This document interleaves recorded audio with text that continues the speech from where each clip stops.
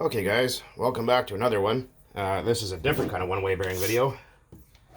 So, we had the Force 28 before, or HPI F4.6. Now we're going to look at an SH. This has an internal one-way bearing. So you guys saw an external, this is an internal. So what we're going to need is our Phillips. So I couldn't find my little one, so I'm using the one off my impact here.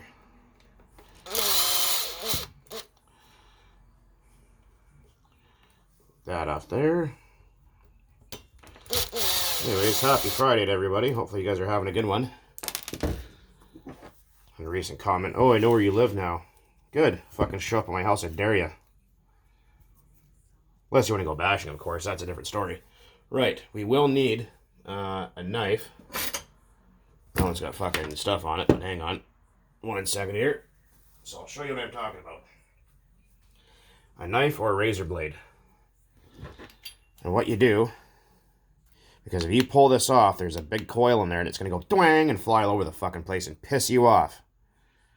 So open up your housing, just a crack, slip your knife blade in there. Right? Use common sense now. Stay with it. See what I'm talking about? Just like that, you do this with every pull starter, because sometimes, and especially if you have an SH or some HPIs even, there is no retainer that goes here that holds this spool in place that moves when you pull the rope. Right? What'll happen is this will jump out of there and really make your day shitty. So, and you can rewind these. I do have a video on how to specifically do that. It's not that hard. Just a little bit of common sense and some patience. Don't lose that cushioning spring. Next, we're going to need, I think it was a 2mm. Yes, it was. This engine actually was in my Savage, but the carburetor went to shit and it stopped running good. So, I also did want to change something on this engine and turn it into a 6-port rather than a 3. Although this engine has lots of power for a 3-port. It's pretty good. But, that's for a later time. I will make a video about that. This engine actually, like I said, it's with a good carb, it does run quite nice. A lot of people go, oh, SH engines are shitty, buy a Dynamite or LRP. Guess what? They're all made by the same fucking company. Okay, so we're going to open this guy up here. Ooh, a little bit of corrosion. That's not that good. It's not that bad. Bearings aren't locked up or nothing. It's been sitting for almost 2 years. So as you can see, this is an internal one-way bearing. Sits right in the back of the engine. So how we clean these is you're going to take your starter shaft here, right? Same thing as the HPI that we just worked on. And taking just a little 800, that's it. See, just enough to break that glaze on that shaft. Unless you like having a shiny shaft, that's up to you.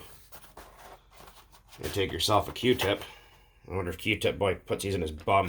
Probably does. Anyways, we're going to take a little bit of liquid bitch here. Look if there's any left in there. I'm just going to take, brake clean works better, but I don't have any. Or you can use RC car fuel or methanol or whatever. I'm just going to get in there and finger bang the hell out of that for a minute. So, it's not a bad idea to take a brass brush, I don't have one on hand, and just clean up all this and hit it with a bunch of brake clean and make sure this thing's really clean to get any junk out of there. Because those little rollers will get gummed up, and they're supposed to open like this. When you crank it one way, they'll open and grab that shaft and crank the engine. What will happen is if they're gummed up, it won't do that. Also, be careful with these internal one-way bearings, because if you're using a roto start, or a drill especially, you will crack these. And then people go, what is shitty engine? No, it's just you were using too much snot. So a lot of people will adapt something like my Makita to fit on there, and they'll just fucking crank the shit out of it. And of course, all that, and there's fuel up in that cylinder, you'll damage the engine first of all, and you'll destroy your one-way bearings. I don't like using drills rather, and shit like that. I try to avoid that as much as possible. People go, oh, pull starts are garbage and they constantly break. No, it's because it's flooded and you forced it to start. That's why. That's why that keeps happening. Just like anything. Any engine on the earth. You have your old 350 Chevy that's all flooded up real bad. and you go cranking the hell out of it, and it tries to light off, you are going to damage things. So we got to make sure, see that? Smooth in one direction, locks up and grabs in the other direction. You can't fuck it up. You can't literally put it together backwards even if you tried.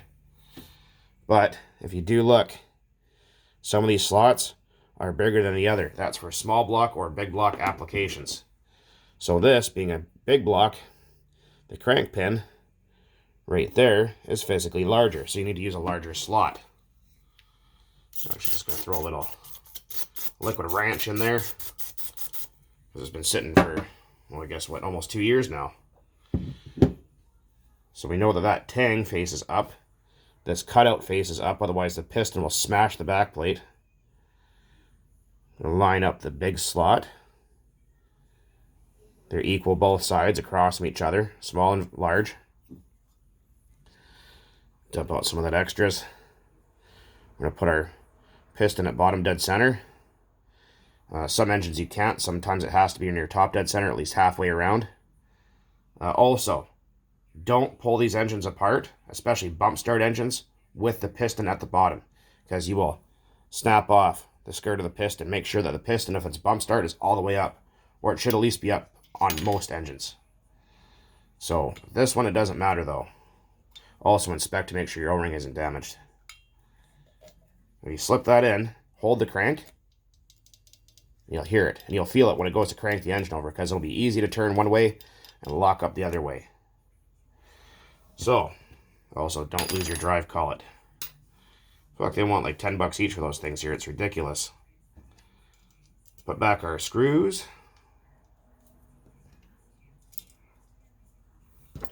Our 2mm. These are Sportworks. I've had these for 20 years or longer.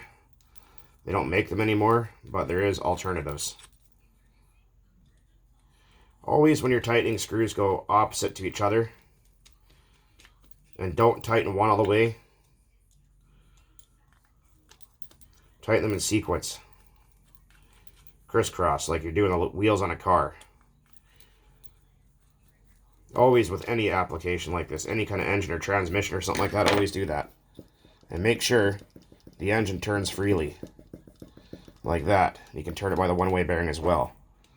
Because sometimes that one-way bearing might feel like it's in place, but it's not. And it could bind up and lock your engine up and do damage to things.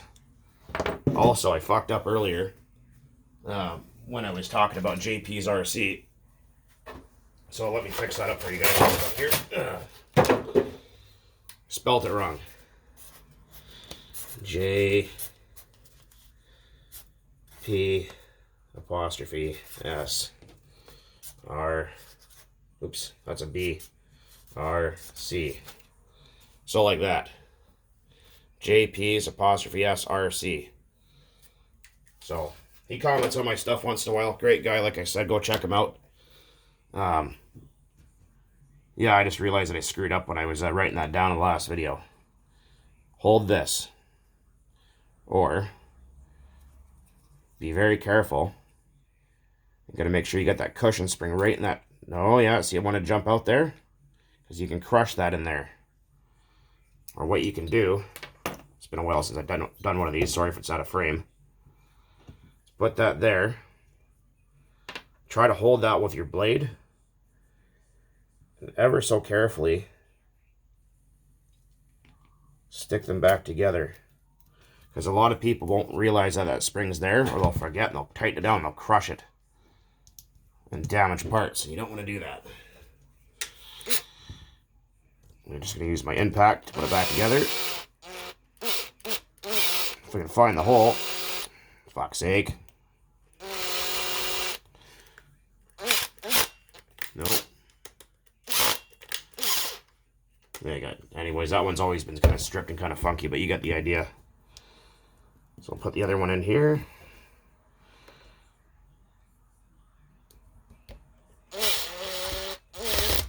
Yeah, fucking shitty fucking Phillips screws. There you go, it's in. Anyways, you guys got the idea. I'll come right back to that in a second here. And there you have it. It's all back together. It's just there's some Loctite that was in these screw holes here, so they're kind of a little bit tight to get things back together, but Yep, as you can see, good as new. And like I said, with these screws here, you don't need to tighten them up. Don't use an impact like I was doing using an actual screwdriver. I just couldn't find one with a bit that small. So when I put them in there, I just ran until it just stopped. Then I took the bit out and finger tightened them all. But there it is.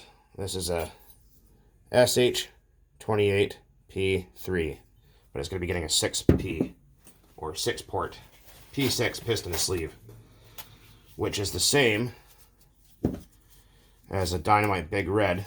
And what you can actually do is if you have a Dynamite Big Red or you have one of these SH engines here, is they're completely the same engine. You can swap every part, pull starters, backplate, carburetors, cranks. You can lie to your buddies and put the 6-port sleeve in your 3-port block and have yourself a really nice little powerhouse. And all your buddies are going to be wondering, hey, how in the fuck did he get it to go like that? And you think, well, it's just a 3-port, no big deal. But in reality, it's 6. Very nice. Anyways, guys, now where are we at here? Yeah, this guy came back again. Someone drew that on Happy Old Dictator. But anyways, enjoy that for a laugh, I guess. As always, happy Friday. Thanks for watching. Now you know how to do that yourself and what to look for. And keep on burning nitro out there. I still got to do some work on that Fortec yet. I got to put servos in it because they're trashed and don't work anymore. We're just waiting on those. And yeah, pretty much just whatever. And like I said, my bills have been just extremely expensive this month. So I haven't really been able to buy anything or afford to buy anything in order to make much videos. So just hang tight, guys. Please, I thank you guys for all your subscriptions, the kind words, and the old shit talker.